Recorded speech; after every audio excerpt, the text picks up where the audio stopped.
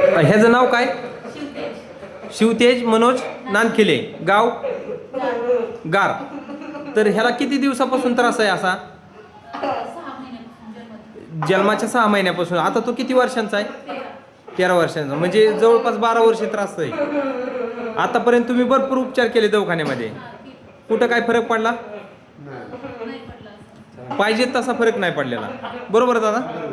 तर आता त्याला चालून दाखवा आपण थोडं, तो कसा चालतोय वगैरे काय.